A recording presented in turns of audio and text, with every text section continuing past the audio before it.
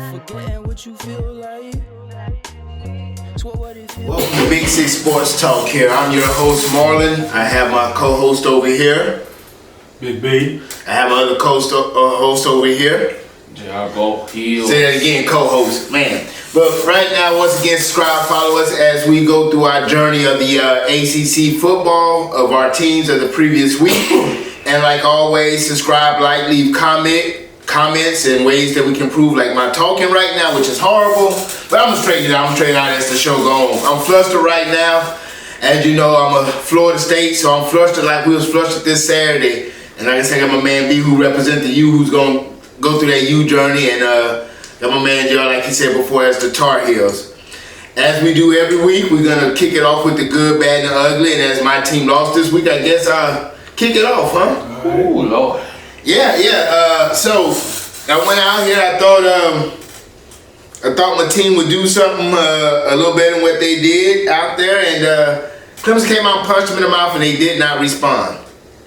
They did not respond at all, and coming off a bye, it's I don't know who played 2X. I did. Yeah, 2. I played that. Oh yeah, because we got the ones. So it's on me. Well, I take that 15. No one don't want it. I took 15. Oh, did you? Dang it. Pay attention. Got me all distracted. Anyways, so yeah, I'm gonna get the 15 one way or another now. And I take it with you. Just going on, coming off a bye week, and the way that Clemson came out playing inspired ball, like everybody in the world knew they would after the comments and the ritual they got with the tight game they played with North Carolina the week before, 2 weeks before, because they had a bye week. When you look at the game, the good was that it ended. That was the good.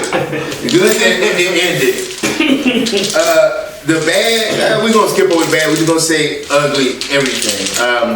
Let me put it to you this way: Clemson had more touchdowns than we have first down by halftime. So just think about that for a moment. They had more touchdowns than we have first downs at halftime. So yeah, that's pretty ugly, man. Yeah, that's pretty ugly. So everything, I'm not gonna go. Just everything was ugly. This is one where you like the film on fire. You understand the gap between everything between Florida State and Clemson, from coaching to player development to players being recruited right now. It's a large gap. And I feel as an FSU fan, you have to, I know it's hard to say, but you have to put a pill and accept that you are the middle of a pack ACC team right now. And you can't go back thinking that we're going to be these glory year teams going forward, because that's not, it's going to be a process. And people, the whole 2 quarterback thing, I want to address this real quick.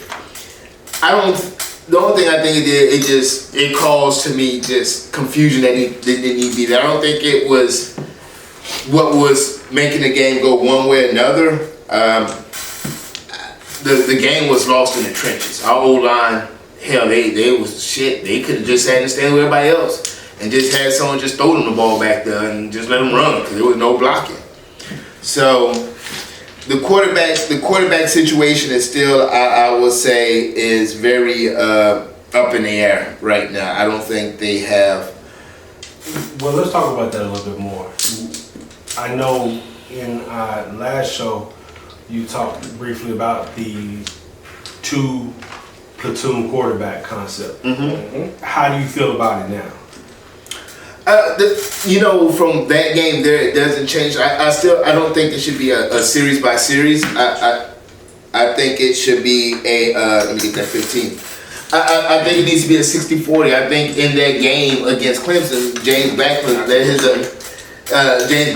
his emotions show, right? And it looked crazy out there. He out there pouting and stuff, because he threw a pick. He actually finished, I think, with 2 picks, but he out there pouting and acting a fool. So I think that it can still work. I don't like it series by series like they was doing, or if one guy make a mistake to pull it. I think you need to make sure these guys, whoever your number 1 is, quarterback, whoever that guy is, out the 2, he has to understand he's the number one, and he gets the majority of the snaps. I don't think you can, and so they haven't defined that process on how they're gonna do that. So still, I think they're still gonna run out there the same way. There's no saying Alex Hornbrook with this or James Blackman that. They asked Kendall Rouse that was by feel. Do I agree with that? No, no, I don't agree with that. I think you need to have whoever your guy is, even if it's 60% of the snaps. But you gotta have one guy that understands that whoever it is for the team. So you, as if you were the coach, you'd quit this two quarterback. Who would you go with? Oh, James Blackman. Okay. But against Clemson, you had to have Jesus Shuttlesworth right there. Steve Young. Right. Against Clemson, yeah. But my thing is with that 2 platoon quarterback, in any facet that you work it, in any facet I've seen it work since the beginning, outside of Florida State, I haven't seen a good combination that worked effectively when it was just quarterbacks and it was quarterbacks only. So to me, I feel like that is something that can cause more frustration and confusion sometimes than help. And again, with the offensive line that's struggling, that can make it even that much more frustrating during the game because you don't have a clear idea of what we're doing and what we're going with because it changes because Hornibrook's not. You're gonna run. You're not gonna throw. Well, yeah, but he's not Blackman and Blackman's not Hornibrook, so it's like. Sometimes you're trying to block. You're like, what are we doing? Like, yeah, I would agree with you on most scenarios, but they block it there, bro. Yeah, I get it, but but the thing though is, but you still have to. If I know I'm bad at pass protection or anything like that, if I know what I'm working with behind me at quarterback, then at least I have something to go on. But if that variable changes all the time, then then that makes it even more frustrating. And I just feel like it's something that unless you have, for example, Clemson on the flip side of it, Clemson could have done it. Why? Because they got those hogs up front and everything that can pretty much block with anybody.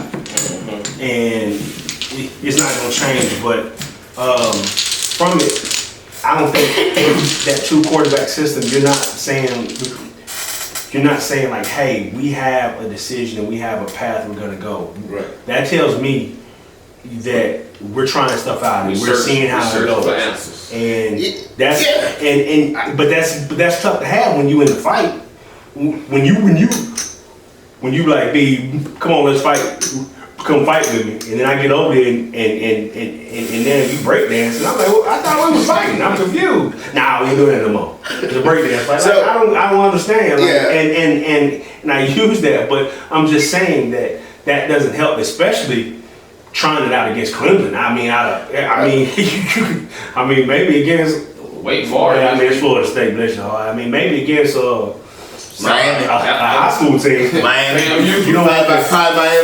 You don't want Miami. You figure that when you get to Miami. You figure that when you get to Miami. It ain't gonna be the same. So, but one thing that did show me was, regardless of who the quarterback was from a Clemson defensive scheme, they was able to get pressure with 3 down linemen. 3. So even when you're talking about getting the field, goddamn it, dude, it's 5 of y'all up there. Shit. Yeah. It's 5 against 3, y'all still losing. Have a little pride about you. Do something. I mean, that was a hashtag. So basically, just real quick, just going forward with it, then we'll jump over to the Miami side of the things here.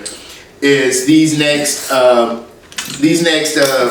games I think are gonna be defining moments for Willie Taggart and what you have going forward. So.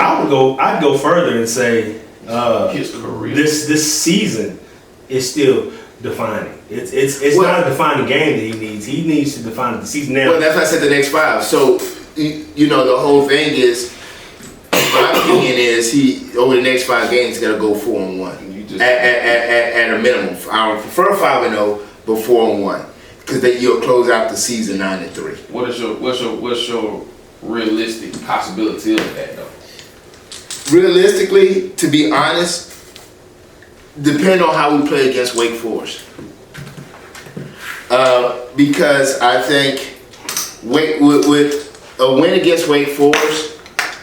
Then we have 2 home games back to back, and one of them is against Miami.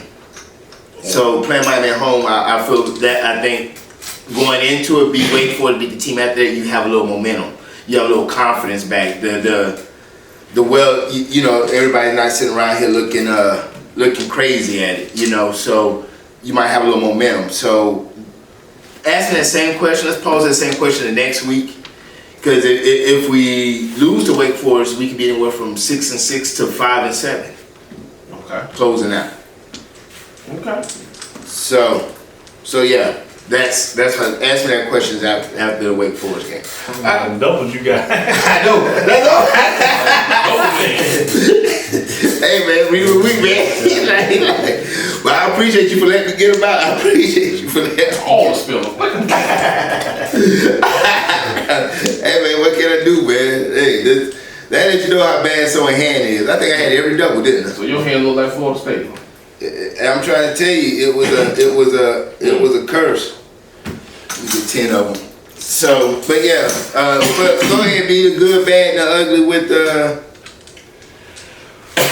Miami is a lot good. It's a lot more good. I probably got as much good as Florida State got ugly. With it, I really like the way the team came out. First half, first drive, Nkosi got down there, drove down and got us a touchdown. I thought that was a tremendous boost at home, getting us going. I like the way our front 7 played. John Ford, the linebackers finally showed their ability of how to play. And honestly, I think that the Diaz effect showed because there was a significant difference in our defense from the week prior to this week. Nkosi Perry, really good game. Really good game. DJ Dallas, he keeps doing what he does.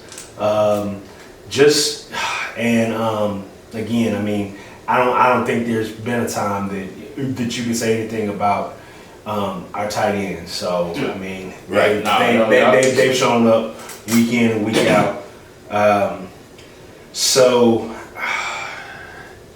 I would say, another good.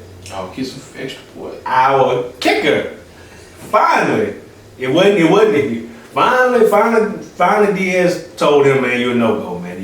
You sit over there and watch this game. Sit this one out, channel. and we were able to get some field goals to go through those rights as opposed to around them. Right. The bad O-line was still the O-line, and I don't know if there's going to be any way around that this year. I think it's just going to be one of those that it is what it is, and yeah, we're gonna have to go from there. Sound like us. I'm also like with what Bubba Bolden did coming in, and lastly the ugly's got to be the ejection for targeting. That was an ugly penalty because I don't know what that kid could have done differently in that particular play. I don't know if y'all got a chance to see I saw it. I mean, the kid turned his shoulder, the other kid ducked his head. Like, I don't know what else he could have done differently unless he takes his career out and smashes his leg. Well, that's what When they had a whole other right, and flips him on his head, then what? You know, so to me, I feel like the whole take of them reviewing that, they have to, because again, you have to see what the offensive player does as well. If the offensive player ducks his head, you contributed to the targeting penalty. Right. Actually, yeah. That should have negated her. Because it wasn't that he was aiming for it. It's you put your head where his helmet was going. And typically, the reaction that the receiver made is going to be typical when you're going across the middle and you have to catch a high one from the quarterback and you need to get down. But at the end of the day, that was my ugly.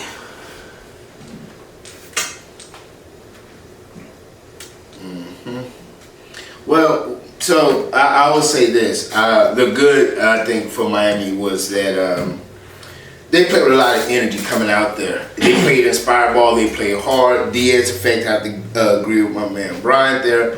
But I also thought Nkosi offered a little something in the offense that not saying Jaren can't do, But he hadn't been doing.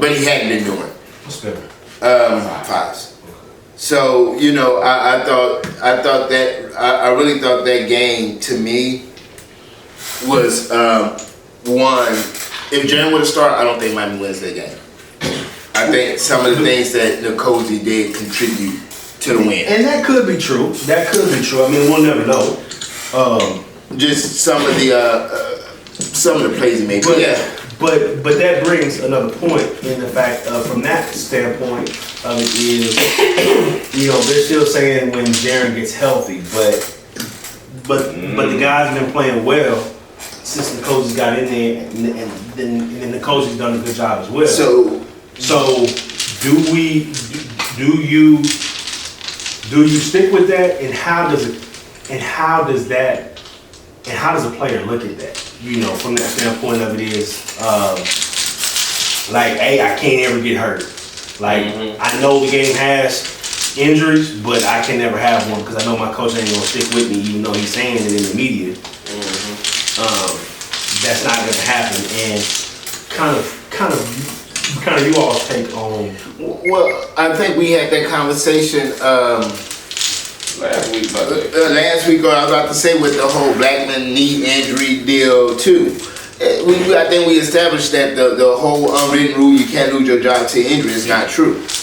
Listen, if the dude behind you is balling, I'm gonna tell you. So you put Jaren back in. Do I put Jaren back in? Yes, I'm old school. Okay.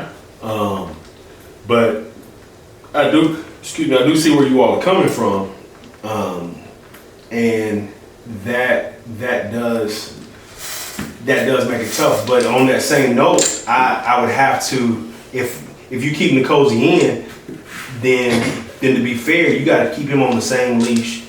That you got to put him on the same leash that you put Jaren. So he messing around with legs. Yeah, you got to pull him. But that's just, and so you're devolving into that situation which sounds like Florida State quarterback room. At the end of the day, right? Because that's what you're doing. You're being reactionary. I wouldn't say you do that, but you sort of rock with what's vibing with the team right now. It seems like the team has a good vibe with Jaren right now, coming off the win. I think the controversy and I say that because when Florida State came off that win with Hornibrook, the vibe was great. Now it's different after that dismantling, and both quarterbacks were horrible. So I think you sort of stick to your plan of you play what is what you feel is the high hand if you feel both quarterbacks execute at the same level. Yeah, but you stick with it for a while too. But do they have a good vibe with him?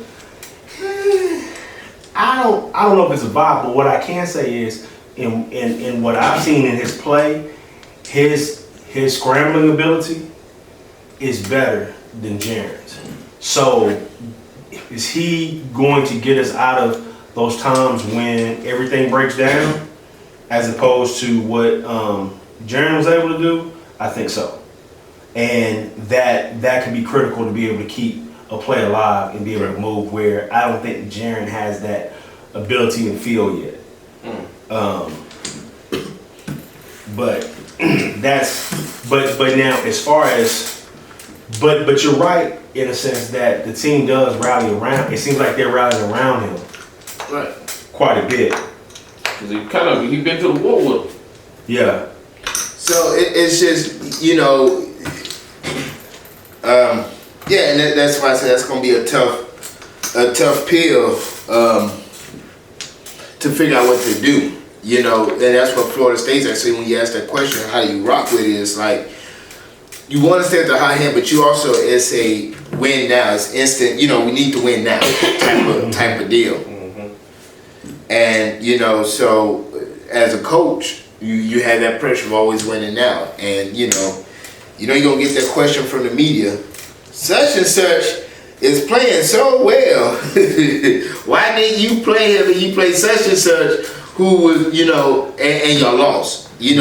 Those questions, the question of who you playing, why you playing is never an issue until you lose. But as long as you winning, it's a great plan. You're a genius. Right. So, I just definitely want to, have, sort of be cautious about that there when we're looking at it. So, Yeah, understandable. but outside of that, so let's go ahead and take a break here. I need to re-up. After watching Florida State be bomb. You ain't never lied. Alright, so what we're going to do is go ahead and go into next week's predictions. And then one of the things I would like to bring into this forum is something that my man B brought up, is start talking about the state of our program. What we think, outside just football, what do we think they got going forward from a coaching staff, or anything else you want to bring up, recruiting, anything you want to feel that's going on with the state of your program. Sort of started leading into that segment, open it up, but we're gonna go ahead and kick off like we always do our predictions for next week. Since my team lost, I'll go ahead and go first. Okay. Losers go first for this week here. Lost again. Yep. So this week we're in Salem, North Carolina, I believe that is. Wake Forest. Winston-Salem. So we got Wake Forest. So I like Florida State in this game. I think it's gonna be like I know, right? Like that's something new. No, so really, I'm gonna call this game both high tempo. I'm gonna go 38-42, Florida State. I say this game can't just completely on if Newman plays. If Newman plays, y'all in trouble. Y'all in trouble because he's a pretty decent quarterback. If he plays, even if they're backup, because he beat out the backup who was their starter last year, so I still say Wake Forest 38, Florida State 21. Okay. And I'm gonna go Wake Forest 35, Florida State 21, mainly because Florida State's still reeling from last week, and I think Wake Forest is going to be able to start strong and smell the blood in the water per se. And they lost last week, so they're a little angry. And they're going to jump on it quick and they lost. They're going to be a little angry. And So- see what happens. So and I think this is a game that. When I say here for the record, that I think it's the start of defining what the mentality and what fortitude that they have under the Willie Taggart regime. And if they do lose this game in another one, it's gonna be I think it's gonna define his career at Florida State if they finish with more than 2 losses. More than one loss, really. I'm sorry, more than one loss. Out these next 5 games. So if they go 4-1, they're all right. But if they're anything below that, then I think it's. Do you really think they're gonna go 4-1? Do I really? I don't think so. I can't see it. So my thing is, do I think they will? It all depends on what this Wake Forest game. If they win at Wake Forest, yes, wholeheartedly. 4-1. That's including beating Florida. No, that's 4-1 is losing to Florida. Oh, okay. My bad. But winning the rest of them. But win the rest. I mean, y'all beat Alabama State. Right. Hopefully. We got. So after being that week, we have Syracuse at home, Miami at home. Oh, that's already counting Miami victory. So That's gonna be interesting. Can't stop us from dreaming. So you right. Can't stop me from dreaming. I like that, B. Can't but- stop, won't stop. Right. So But they gon' stop. I hear it. So some game by prediction. I guess we'll roll to UNC since they was on the bye. We'll let the guy who won go last. So what UNC got going on this week? Well, we got 3:30 in Blacksburg. We got Virginia Tech this week, which very big game for us.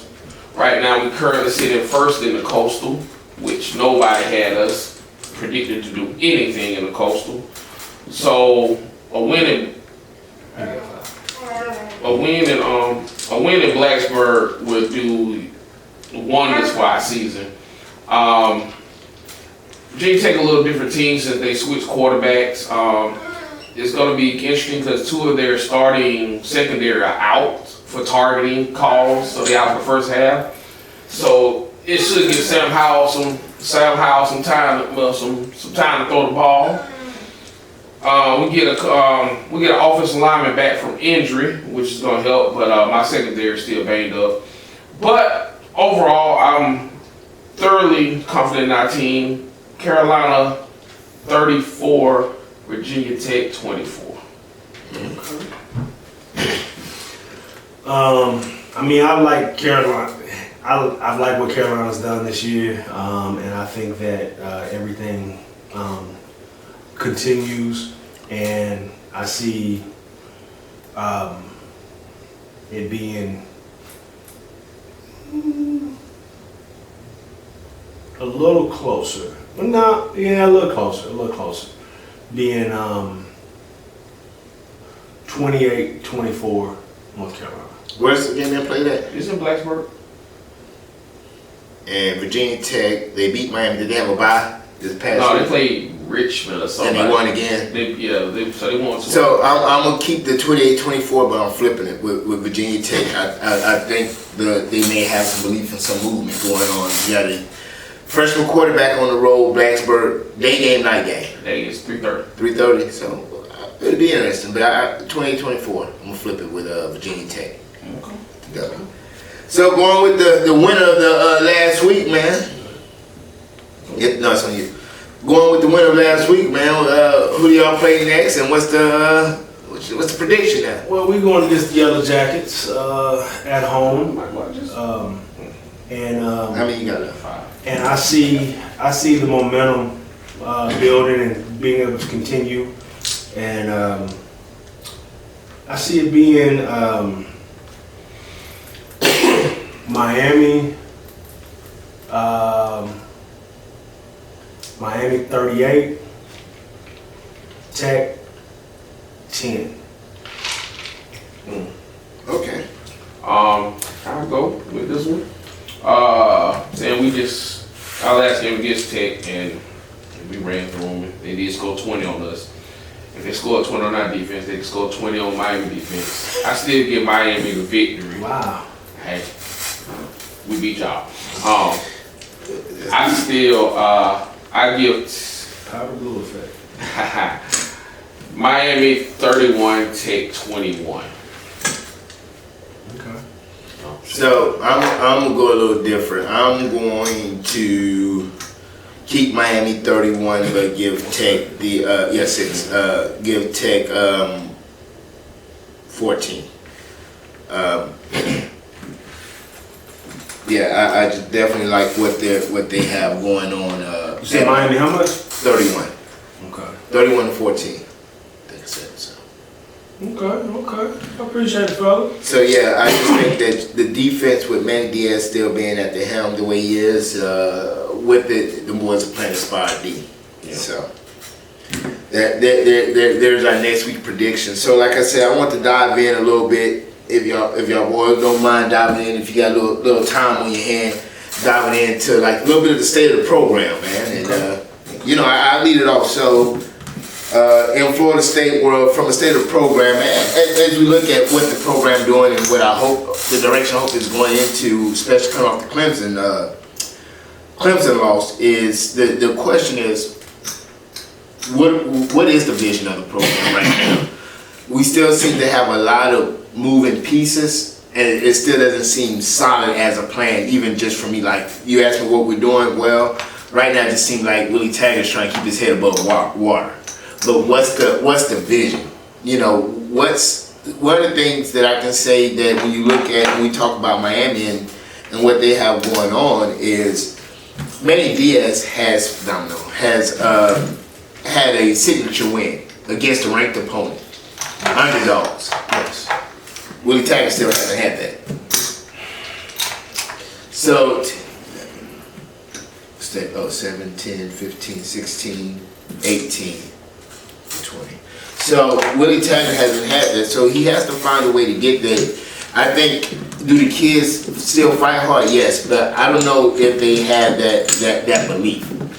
Right now, you have you have a fan base like me waiting. You know, part of you want to believe because you do see it getting better at times. Other times, just head scratching moments. Like, what the hell we got going on here? You know, so I said again, from the state of our program, I think it'll be defined over the next 5 games for Willie Taggart. He needs to finish the season. You know, most people project the 8-4. 9-3 will be a solid finish for him if he can achieve that, and for the state of the program going forward. You gotta know it's going. But you know, you have to get a win somewhere against the opponent. That people get like 6 more. Outside that recruit news, we had one kid decommit this past weekend at DB. According to give a shout out to 247, our contributors there, it seems like they really didn't vow to keep him either. So it seems like we have more pressing issues than DBs. We need to find us some people in the trenches. You recruit about 15 years now. Right. So you recruit. So, but that's about it about the state of my program. We'll just keep it going here. Let's see what's going on with Carolina. Well, since the beginning y'all been saying, I love the direction of our program going. Most importantly, we found a quarterback. Our kids are buying into Matt Brown's system. You know, there was a lot of doubts when he first got there, like, why would we go back to hiring him? But he's exactly what our program needed. Stability, recruiting's up. Everything about Carolina program is trending up right now. I love our coordinator hires. I think that's the one thing that scares me is that a bigger program come and scoop up our defensive coordinator, Jay Bateman, who has done a remarkable job with our defense. Even Phil Longo has done a great job with our offense as far as having the boys prepared for any kind of situation. Anxious to see what happens the rest of the year if we go ahead and completely open up the playbook and take advantage of the athletes we do have, especially because the harder part of our schedule is gone.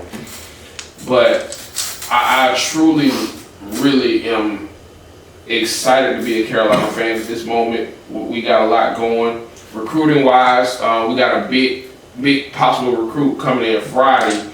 A guy named Desmond Evans, a 5-star DN, is between us and Auburn and one other school, but shout out to 247 also. He's trending going to Carolina. He's a Carolina boy. So you put him right now, we're sitting at the number 3 ranked class in ACC in Matt Brown's first full year. So with us keep winning games and him recruiting, I definitely love the direction our program's going. Okay.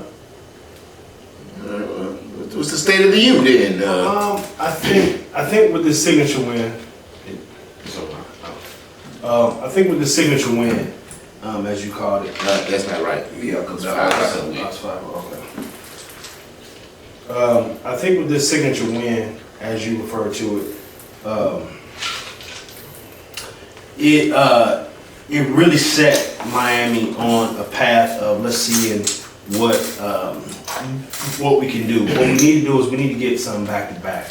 And so then the team can start to believe in what we have going on and what's being built there. And I think that is going to be critical going into this game. We need to go out there and do what we're supposed to do against Georgia Tech. You know, we're playing them at home. We need to go out there and we need to execute. We need to no dumb penalties, you know, and everybody execute in the way they just pick up where we left off against Virginia and be able to keep that going and not just be a one-game wonder per se. And then go from there. So I think the roadmap is there now, and I think the kids see it after watching and being in that fight with Virginia and doing and coming out the way that they did. I think now it's time to build on that and continue. I really wish we had a chance to be able to hit the reset button and play North Carolina one more time, because I guarantee you the conversation we have across from me wouldn't be the same. Okay. I don't say that though. We're a better team than me. We're both better teams. Sounds good. Yeah. But yeah, I really like the direction now. Again, we need to have the conversation next week because it's always subject to change. Well, hey, one day my program, hey, we wouldn't expect to do nothing. So individually for us right now is icing on the cake. Yeah. So, but mess up and win the Coastal this year, boy. You don't win gold. We got a better shot than y'all. You don't win gold. We got a better shot than y'all. So once again, well, I guess that wraps it up then, huh? Yep. All right. Well, once again, follow because y'all boys done got me all off track right now. I'm all in the game. Y'all going back and forth, and y'all ain't talking about nothing. Y'all ain't about beat X8. Man, check out Florida State. Ain't no talk. Hey, don't worry about it. But once again, hey, y'all keep in tune. Follow Big Six Sports Talk. Follow Big Six Sports Talk on Instagram. Eventually, we're gonna get something. We're gonna get something. A Facebook account. I'm joking. I'm BSing y'all. Just follow us on Instagram. Subscribe, like, leave comments. Appreciate y'all for watching. We'll be back next week. It's all about the you. Let's go. Man, the boys up.